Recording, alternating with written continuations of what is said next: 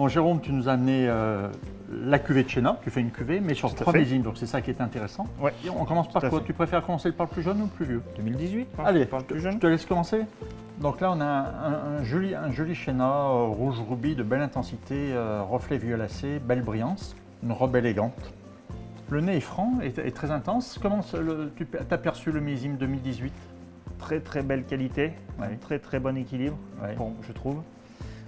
Beaucoup de richesse, je pense un millésime assez complexe, mais Ouais. qui reste sur le côté gamay, le côté typique Beaujolais. Le je côté trouve. croquant, Le côté fruité. croquant, le fruit frais. Bon, effectivement, ouais, on est sur ce panier de fruits rouges, fraises, framboises, groseilles, qui sont très agréables. Puis on évolue un petit peu, je trouve, sur pêche de vigne. Ouais, la jolie pêche de vigne, bien croquante, bien juteuse.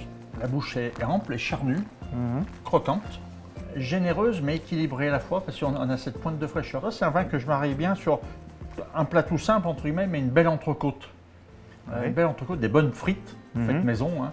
Et puis soit une sauce béarnaise ou une belle moutarde. Allez, 2016. Alors, 2016. Effectivement, la robe est un tout petit peu plus claire. Alors, on a déjà 2 années d'évolution, hein, Aussi. mais c'est vrai qu'on est sur des rubis clairs. Je trouve qu'il y a une très belle limpidité, très belle brillance. Le nez est marqué un petit peu plus côté floral, épice, la pivoine. La bouche est légère, suave, ronde. Je trouve très délicate, un très joli gamay, tout sur la fraîcheur et l'élégance. Et puis là, je viendrai sur un joli sabaudet, vraiment venir sur un plat vraiment lyonnais, enfin lyonnais, Ouais. Beaujolais. Un sabaudet cuit dans le vin comme ça avec quelques pommes vapeur. Millésime 2014. Alors, je trouve que tout de suite, hein, on a l'évocation de ces arômes poivrés et puis une évolution un petit peu sur la framboise, sur la groseille, fruit un petit peu sudéo, la framboise déjà en confiture, en gelée de framboise, qui est très plaisant. Et ben, toi, 2014, j'ai l'impression qu'il y a plus de puissance que sur le 16. Alors, les tanins sont patinés, sont fondus.